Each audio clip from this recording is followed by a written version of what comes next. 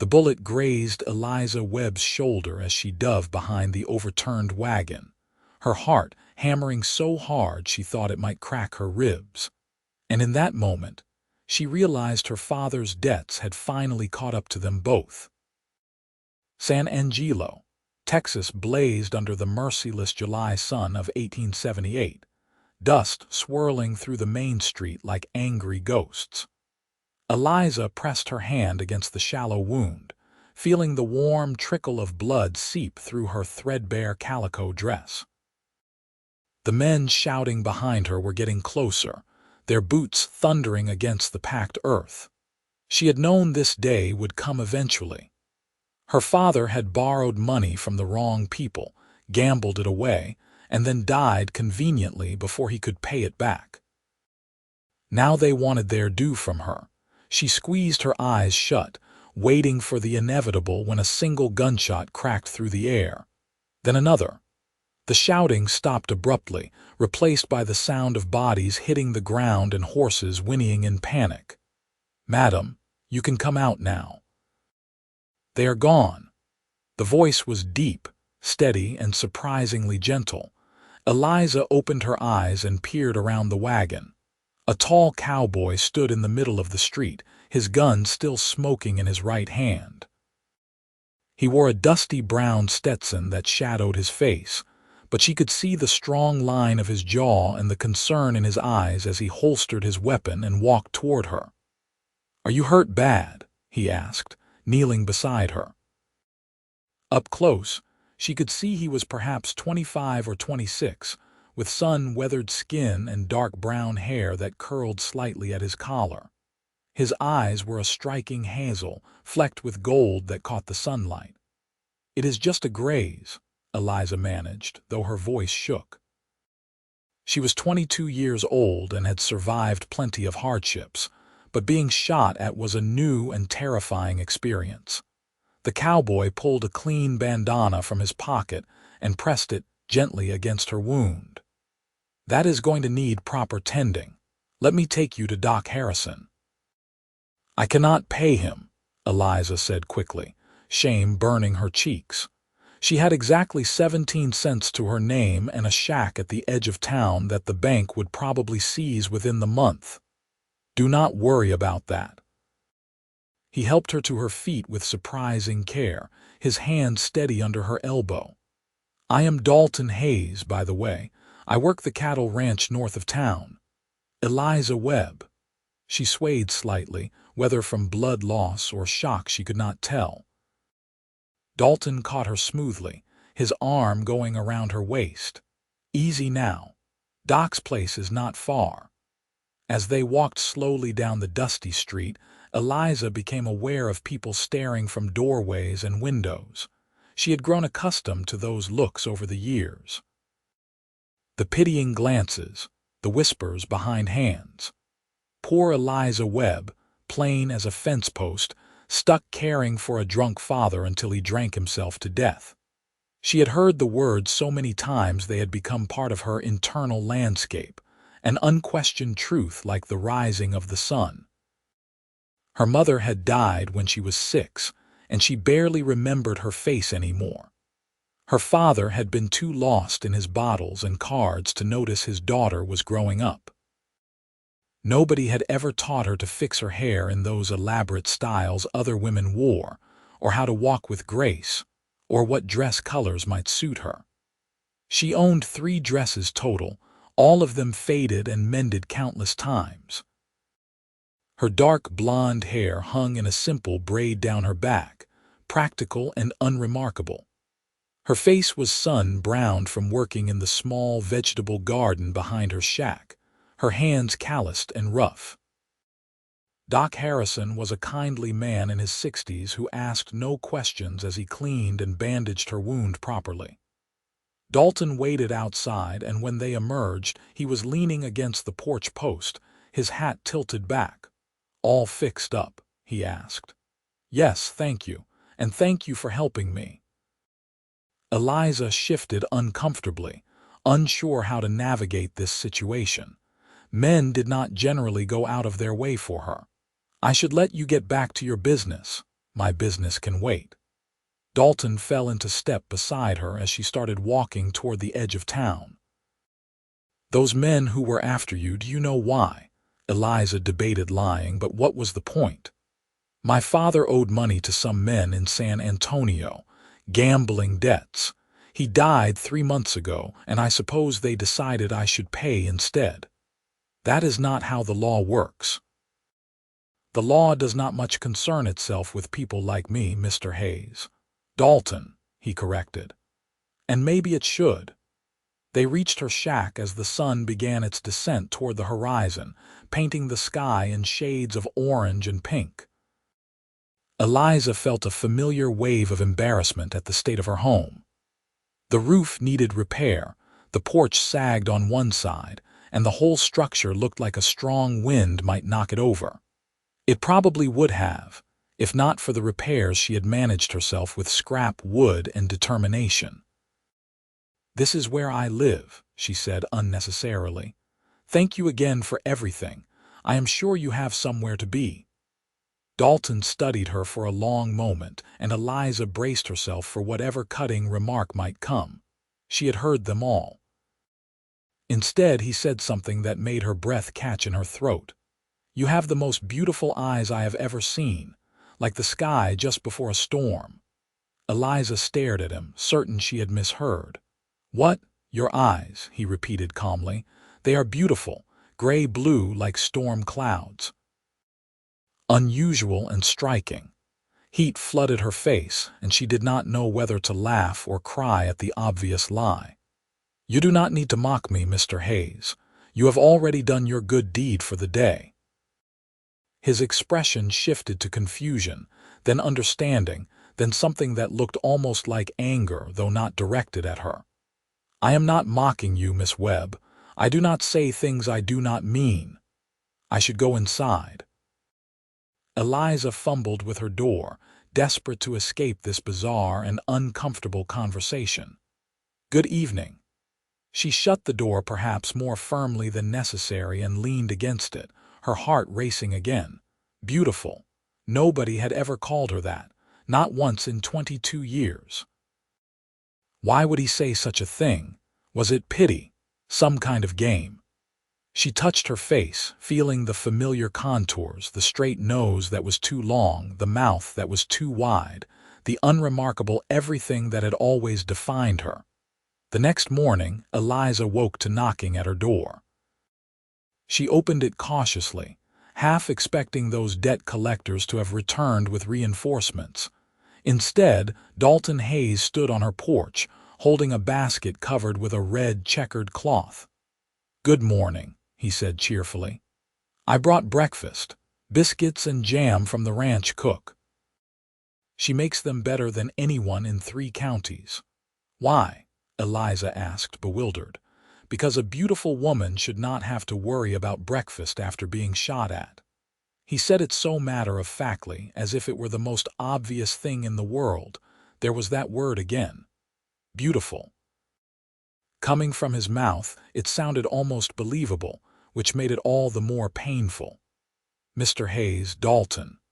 Dalton, I appreciate your help yesterday, but you do not need to feel obligated to continue checking on me. I have been taking care of myself for a long time." He tilted his head, studying her with those golden-flecked eyes. "What if I want to check on you?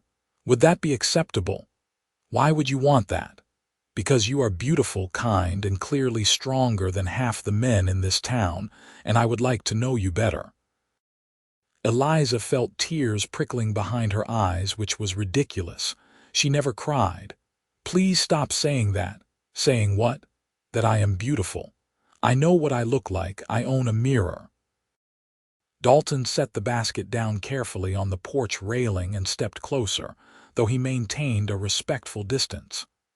"Miss Webb, Eliza, who told you that you were not beautiful?" "Nobody had to tell me. It is obvious." "It is not obvious to me. In fact, I find myself wondering how anyone could look at you and not see how lovely you are. Your eyes, like I said yesterday, your face has such honest strength in it. And your hair, it catches the light like wheat in late summer." You are either a liar or you need spectacles. But her voice cracked on the words. I have perfect vision and I do not lie. He picked up the basket again and held it out. Please eat something. And if you need anything, anything at all, I am staying at the boarding house on 3rd Street, Mrs. Patterson's place. He tipped his hat and walked away before Eliza could formulate a response. She stood there holding the basket, watching him go, feeling like the world had tilted sideways without warning. The biscuits were indeed excellent, light and fluffy with butter melting into them. The jam was strawberry, sweet and perfect. Eliza ate slowly, trying to make sense of yesterday and this morning. Dalton Hayes had saved her life, called her beautiful twice now, and brought her breakfast. It felt like something from one of the penny dreadful novels she sometimes found abandoned in the general store, too fantastical to be real. She spent the morning tending her garden and mending a tear in her only good dress. Around noon, she walked into town to see if the general store needed any help. Mr. Peterson sometimes let her sweep or organize stock in exchange for a few coins or store credit. She needed thread, and if she was very fortunate, perhaps some fabric scraps. Dalton was in the store when she arrived, buying supplies. He looked up as the bell jingled, and his face broke into a genuine smile that made him even more handsome, which seemed unfair. "Eliza," he said warmly, "good to see you. How is your shoulder?" "Better, thank you." She was acutely aware of Mr. Peterson watching them with undisguised curiosity. "I am glad." Dalton picked up a bag of sugar and added it to his pile of goods on the counter. "Mr. Peterson, would you add whatever Miss Webb needs to my bill?" "That is not necessary," Eliza said quickly.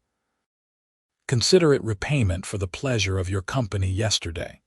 We walked 3 blocks. I hardly think that is worth. It was worth far more than anything in this store." He said it simply, without poetry or exaggeration, and somehow that made it more affecting than flowery words would have been. Mr. Peterson was grinning now, clearly delighted by this development. Eliza wanted to sink through the floor. "I just need some thread," she said quietly. "What else?" Dalton asked. "Nothing, Eliza." He said her name like a gentle reprimand. "What else do you need?" She hesitated, then admitted, "Fabric, but I can make do without it." Dalton turned to Mr. Peterson. "Show me what fabric you have."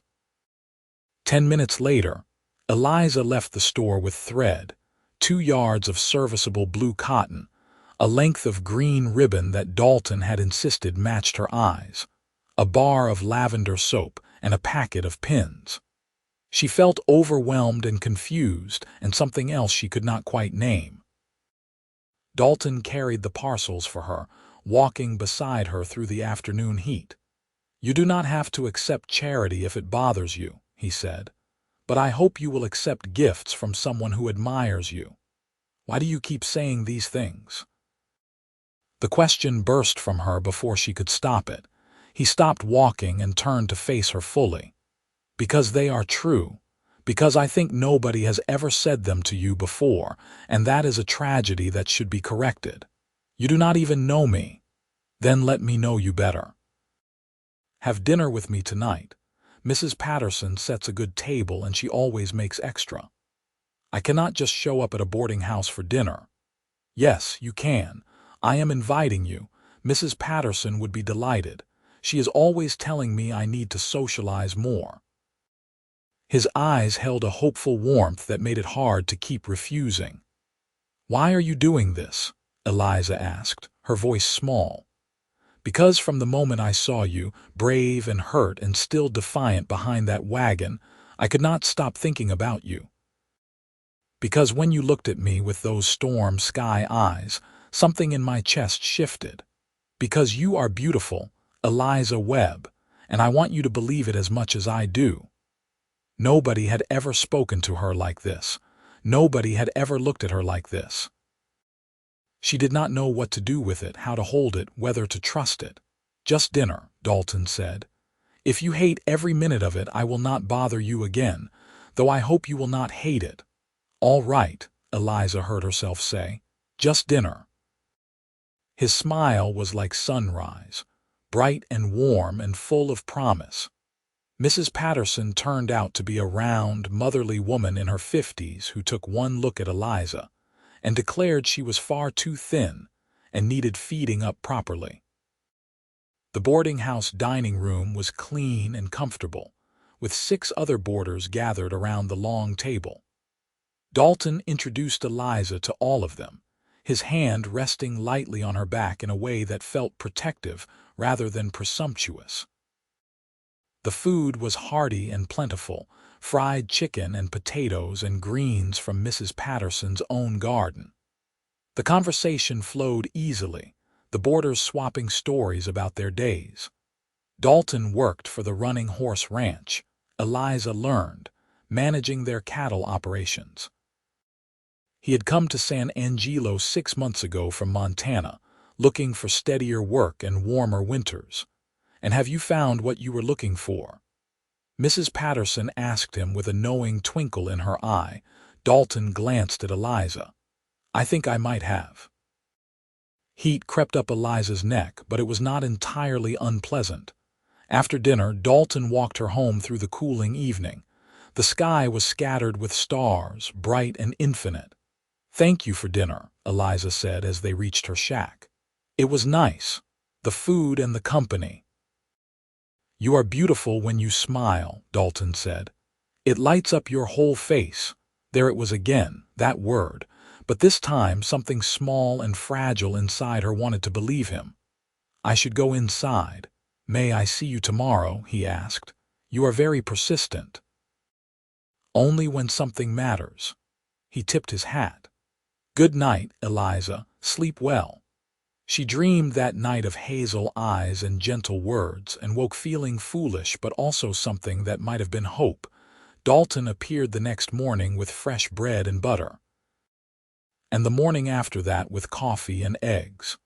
Each time he said something kind, something that painted her in colors she had never imagined applied to her. Her hands were graceful despite the calluses. Her voice had a lovely, steady quality. The way she moved had an understated elegance. Her smile was like finding water in the desert. At first, Eliza deflected every compliment, argued with every kind word. But Dalton was patient and relentless, meeting each protest with gentle insistence. He never wavered, never took it back, never suggested he was joking. He simply stated these things as facts, as obvious as the sky being blue. On the 4th day, he brought wildflowers. These reminded me of you, he said, handing her the bouquet of yellow and purple blooms. Wild and resilient and beautiful. Eliza took the flowers, their petals soft against her work-rough fingers. Why are you so determined about this? About what? About making me believe I am something I am not. Dalton's expression turned serious. You are not hearing me, Eliza. I am not trying to make you believe you are something you are not. I'm trying to make you see what you actually are, what everyone else has failed to see or tell you. And what is that? Beautiful, strong, brave, worthy of care and attention and all the good things you have been denied. He stepped closer, and Eliza could smell the clean scent of soap and leather. Whoever failed to tell you these things before, they were wrong. They were blind, and I cannot let that stand. Something in Eliza's chest cracked like ice breaking in spring. I do not know how to believe you. Then let me show you, every day, until it finally sinks in. His hand came up slowly, giving her time to pull away, and brushed a loose strand of hair from her face.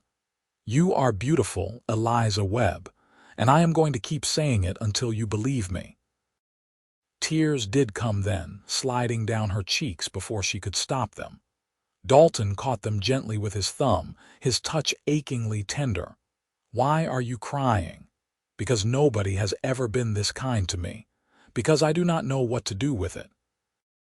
Because part of me is terrified this is all some cruel joke. It is not a joke. I would never joke about this. He let his hand fall but held her gaze. I am falling for you, Eliza. Maybe I have been since the moment I saw you, and I am going to court you properly if you will let me. Court me. Yes, with flowers and dinners and walks and whatever else you will allow. I want to know everything about you, what you dream about, what makes you laugh, what you wish for when you see a shooting star. I wish for things to make sense, Eliza whispered, for the world to be logical and fair. Then we have that in common. Dalton's smile was soft. May I call on you this evening? We could take a walk down by the river where it is cooler. Yes, Eliza said, and felt that crack in her chest widen a little more, letting light in. The days began to develop a pattern. Dalton would arrive each morning before heading out to the ranch, bringing small gifts or just his company. In the evenings, when his work was done, he would return and they would walk or sit on her porch, talking as the heat faded and the stars emerged. Eliza learned that Dalton was the youngest of 4 brothers, all of them cowboys or ranchers scattered across the West. His mother had died when he was 15, and his father had followed 2 years later, leaving the boys to make their own ways. He loved horses more than cattle, preferred morning to evening, and had a secret fondness for poetry, though he claimed he was terrible at writing it himself. I like the way words can capture a moment or a feeling, he explained one evening as they sat by the Concho River, watching the water catch the last light. The way they can make something permanent that would otherwise fade. Like what? Eliza asked. Like this. You, sitting here with your feet in the water, the sunset turning your hair to gold, the way you look peaceful and present and beautiful. I want to remember this exactly as it is. There you go again, Eliza said, but she smiled as she said it. And there you go, being beautiful again. He grinned at her. You are making this very easy for me. Over the following week, something subtle began to shift in Eliza. She found herself paying more attention to her reflection, not to criticize but simply to observe. Were her eyes really storm-colored? Perhaps they were. She had never thought about it before. And her hair, when she took it down and brushed it properly, did seem to catch the light in different shades, honey and wheat and pale gold all mixed together. Mrs. Patterson invited her to tea one afternoon, and Eliza went despite her nervousness. The older woman served delicate cups of Earl Grey and butter cookies, and studied Eliza with warm but shrewd eyes. That boy is smitten with you, she announced. I've had many young men board here over the years, and I know the signs. He is absolutely smitten. He is very kind, Eliza said carefully. He is truthful, Mrs. Patterson corrected. Dalton Hayes does not have a dishonest bone in his body. If he says you are beautiful, it is because he sees it clear as day. The question is, when will you see it too?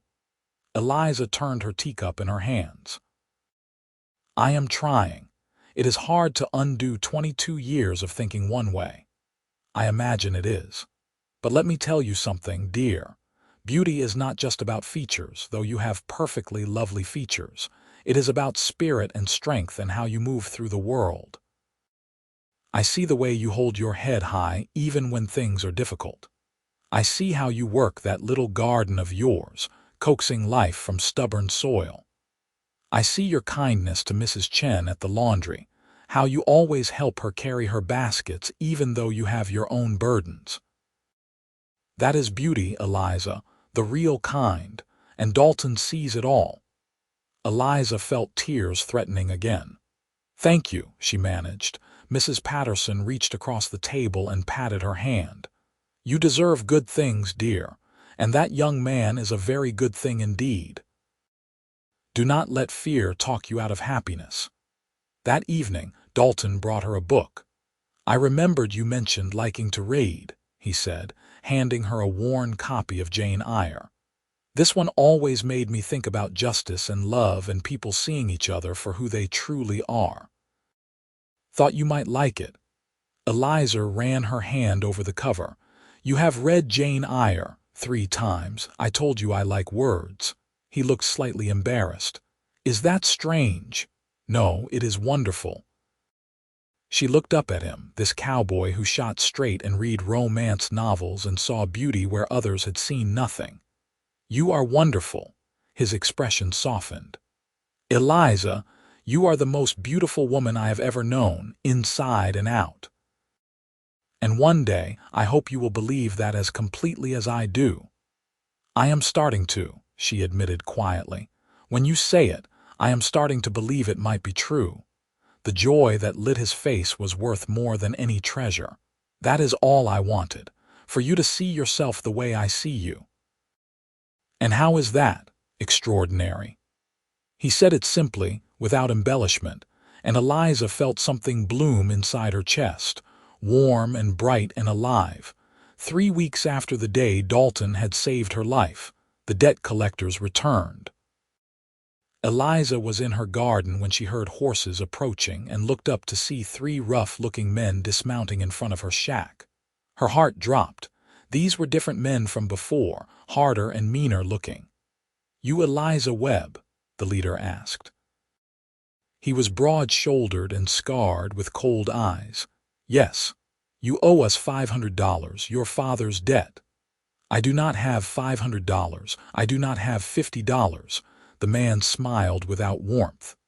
Then we will take payment another way. You can come work it off in San Antonio. We have establishments that could use someone like you. Eliza's blood ran cold. She knew exactly what kind of establishments he meant. No, that was not a request, girl. He started toward her. Eliza bolted. She ran for town, hoping to find anyone. The men gave chase, laughing like it was a game. She could hear them closing in when a gunshot cracked over her head. Everyone froze. Dalton stood in the street, his rifle raised and his face absolutely furious. Get away from her. This is not your business, cowboy, the scarred man said. Yes, it is. That woman is under my protection. Anyone who touches her answers to me. His voice was deadly calm, more frightening than shouting would have been. She owes a debt. How much? 500. I will pay it right now. But then you leave and you never come back here. You never bother her again. We clear. The scarred man considered this, clearly weighing his options. Dalton's rifle never wavered, and several other townspeople had emerged now, drawn by the commotion. The debt collectors were outnumbered. Fine. 500 cash. Meet me at the bank. Dalton finally lowered his rifle, though he kept himself between Eliza and the men. Eliza, go to Mrs. Patterson's. Wait for me there. She wanted to protest, wanted to tell him he could not spend that much money on her, but the look in his eyes stopped her. She went. An hour later, Dalton found her in Mrs. Patterson's sitting room, where the older woman had been plying her with tea and reassurances. He looked tired but satisfied. They are gone. It is done. You are safe. You paid them $500. Eliza's voice shook. Yes. Dalton, that is too much. I can never repay you. He crossed the room and knelt in front of her chair, taking her hands in his. I do not want repayment. I want you safe. I want you free of that burden. I want you to be able to breathe without looking over your shoulder. Why? Why would you do this for me? Because I love you. He said it clearly, firmly, like a vow. I am in love with you, Eliza Webb. I think I have been since the first day, and I would pay 1,000 times that to keep you safe. Eliza stared at him, her heart thundering in her chest. You love me. Desperately, completely. I love your strength and your kindness and your beautiful storm eyes. I love the way you work your garden and help others even when you have nothing. I love your honesty and your bravery. I love everything about you. I am not beautiful, she whispered, but it was a weak protest now. The ice inside her almost entirely melted. You are beautiful. You are the most beautiful woman in the world to me, and one day you are going to believe that as much as I do." "I think," Eliza said slowly, tears streaming down her face, "I think I'm starting to believe it now.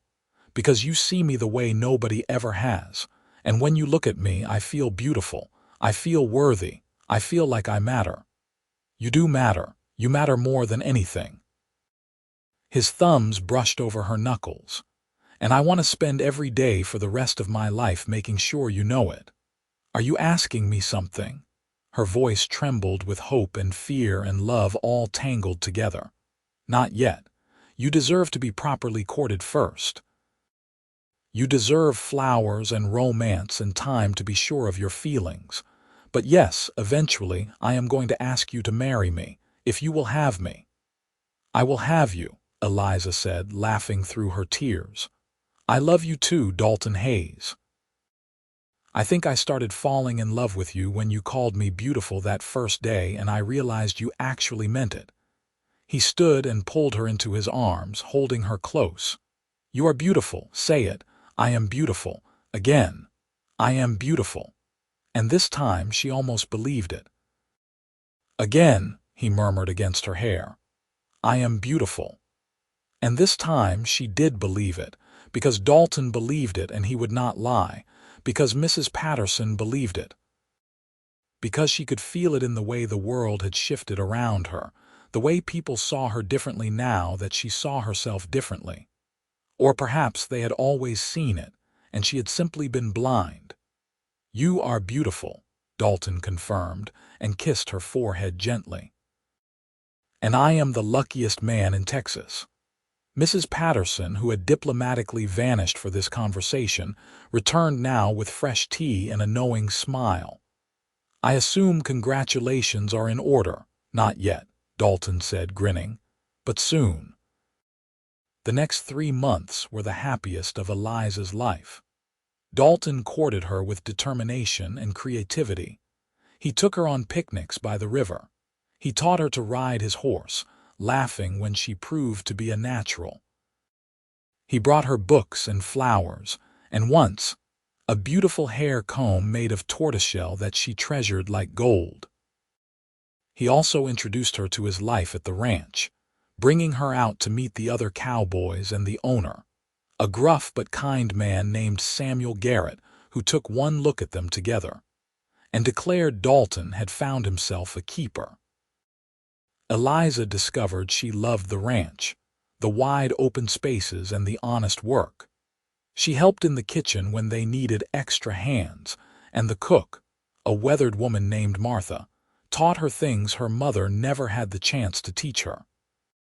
How to make proper biscuits that rose light and fluffy, how to fry chicken with the perfect crispy skin, how to fix her hair in a simple but pretty style that suited her face. "You have good bones," Martha declared one afternoon, pinning Eliza's hair up. "Strong features. You just needed someone to help you see them properly." And Eliza was seeing them now. She looked in the mirror and saw storm-colored eyes that were indeed striking, a straight nose that was perhaps strong rather than too long, a wide mouth that smiled readily now and looked lovely when it did. She was not beautiful in the delicate, fragile way some women were, but she was beautiful in her own right, strong and real and alive. Dalton told her so every single day without fail. Each morning, whether they were together or apart, he found a way to remind her. A note left on her porch, a message delivered by one of the ranch hands, his voice in her ear when they walked together in the evening. "You are beautiful, Eliza. Never forget it." And she did not forget.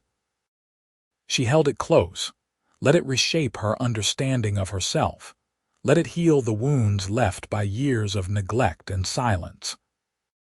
In October, as the brutal Texas heat finally began to ease, Dalton took her riding out to a place on the ranch where a small spring bubbled up from the rocks, creating a pool of clear water surrounded by cottonwood trees.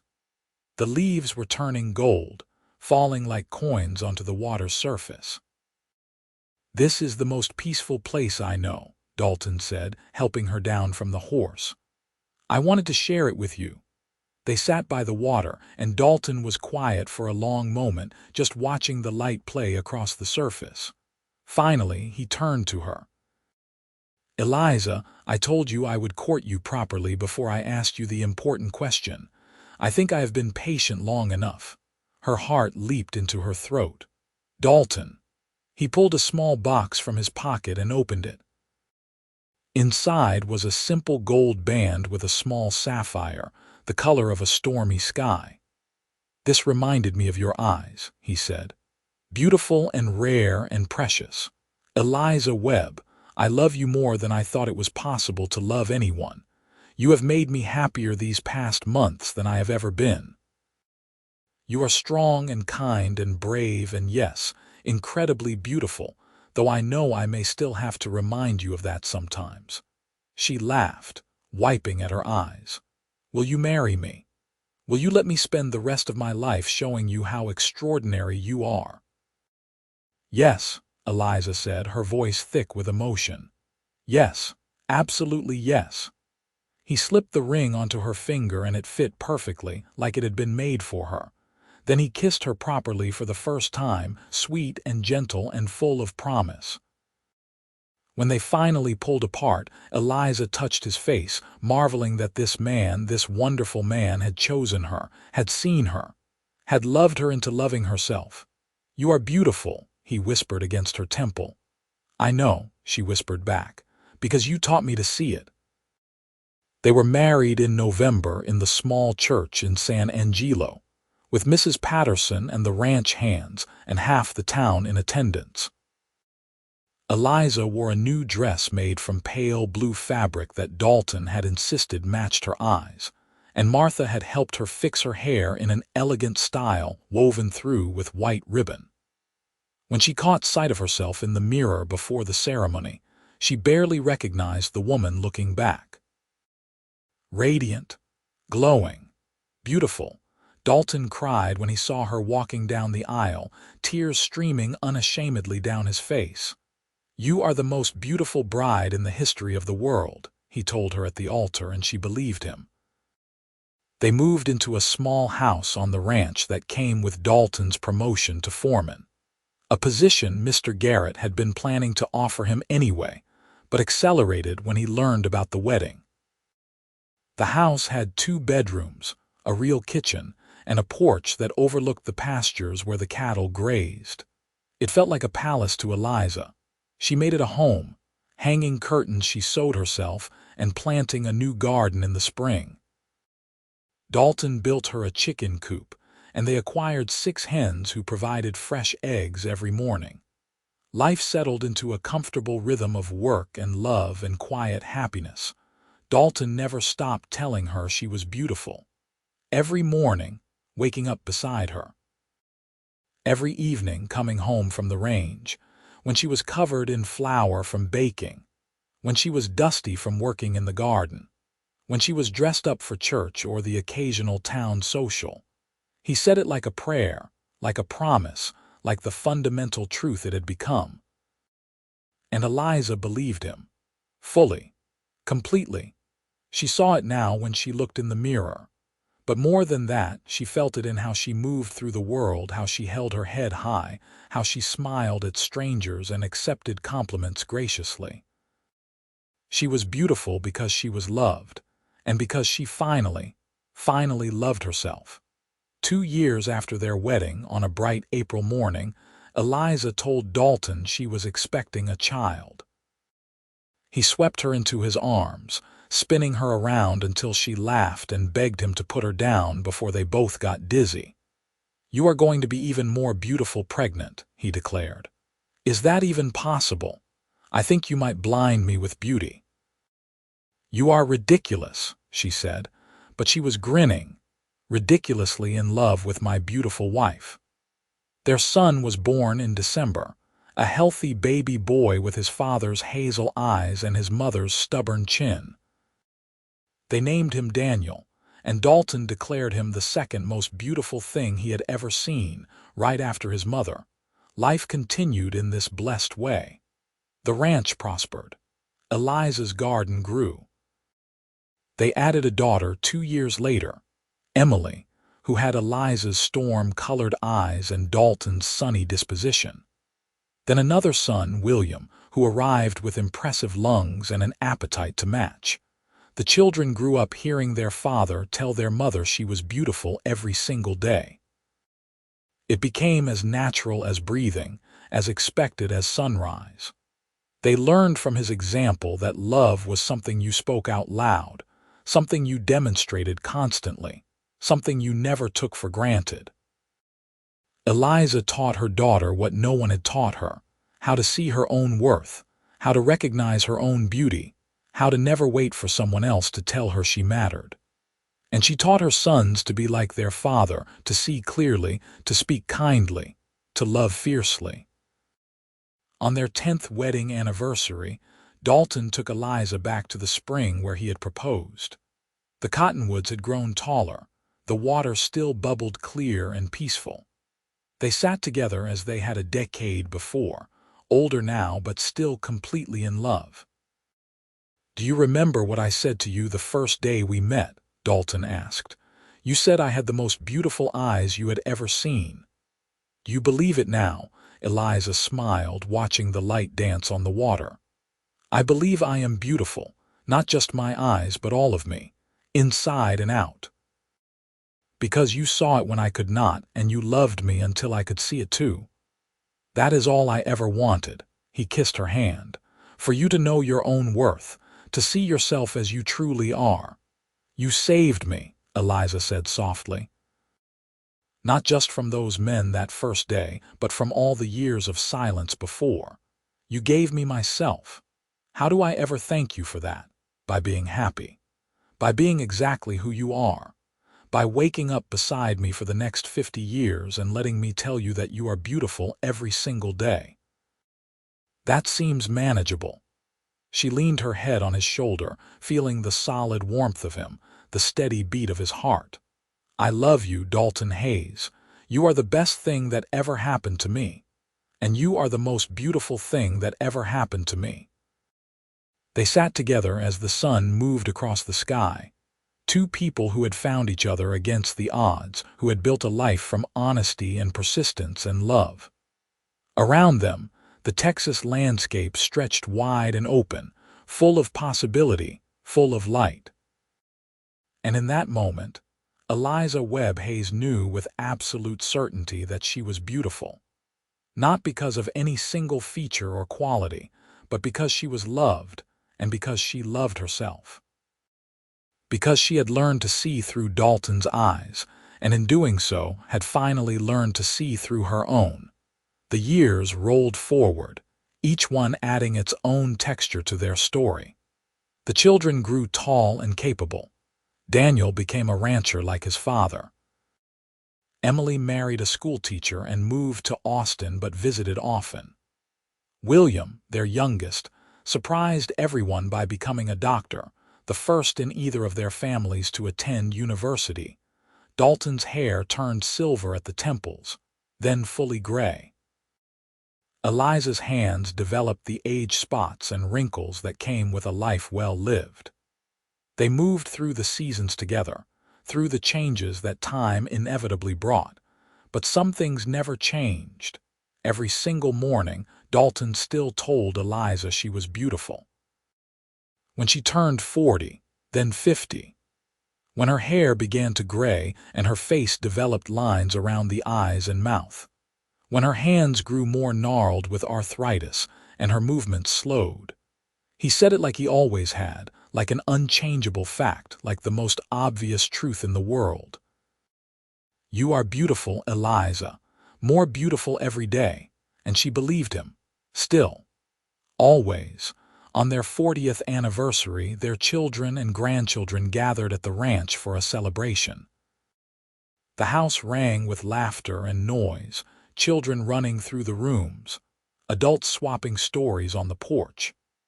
As the sun set, painting the sky in brilliant oranges and pinks, Dalton found Eliza in the garden she still tended, though with more help these days. "There you are," he said, settling onto the bench beside her with a slight grunt. His knees were not what they used to be. "Here I am," she agreed, taking his hand. Their fingers interlaced automatically, a movement repeated 10,000 times over 4 decades. "Do you know what I was just thinking?" Dalton asked. "Tell me." "That you are the most beautiful woman I have ever known, that I have been looking at you for 40 years and I am still not tired of it, that I fall in love with you again every single day." Eliza turned to look at him, this man who had saved her in every way a person could be saved, who had seen her when she was invisible, who had spoken truth until she believed it, who had loved her with such fierce consistency that it had rebuilt her from the inside out. "I love you," she said. "Thank you for seeing me." "Thank you for letting me," he replied. "Thank you for believing me. Thank you for 40 years of waking up beside you." They sat together in the garden as the stars began to emerge, surrounded by the sounds of their family, the life they had built together. From the house, they could hear Daniel telling a story, Emily's bright laugh, William's thoughtful voice, their grandchildren shouting over a game. All of it, every bit of it, had grown from that first moment when a cowboy had looked at a wounded woman and seen beauty where she saw nothing. Eliza thought about the girl she had been, certain she was plain and forgettable, certain nobody would ever see value in her. That girl would have been astounded by this life, by this love, by the simple fact that she had learned to see herself as worthy. "What are you thinking about?" Dalton asked. "About how you changed my life, how one person really can make all the difference." "You changed mine too," he said. "You made me better, you made me kinder, you made every day brighter just by being in it. Even when I burnt the biscuits, especially then." He grinned. "Though I was grateful when Martha gave you that extra lesson." Eliza laughed, the sound rich and warm in the evening air. They sat together until the sky was fully dark and someone called them inside for cake. As they stood, Dalton pulled Eliza close, kissing her forehead the way he had done countless times before. "You are beautiful, Eliza Hayes. Have I told you that today?" "Only twice," she replied, smiling. "Then I am falling behind. You are beautiful. Stunningly, amazingly, gloriously beautiful. And I love you more than words can say." "I believe you," she whispered. "I have always believed you." They walked back to the house together, hand in hand, moving slower than they once did but no less steady. Inside, their family waited, the legacy of their love given form and future. The lights spilled out into the darkness, warm and welcoming, a beacon of home. And as they stepped through the door together, Eliza caught her reflection in the window glass. She saw a woman marked by time and weather and hard work. A woman with silver hair and lined face and strong, capable hands. A woman who was loved beyond measure and who loved in return. A woman who was, without question, beautiful, the end.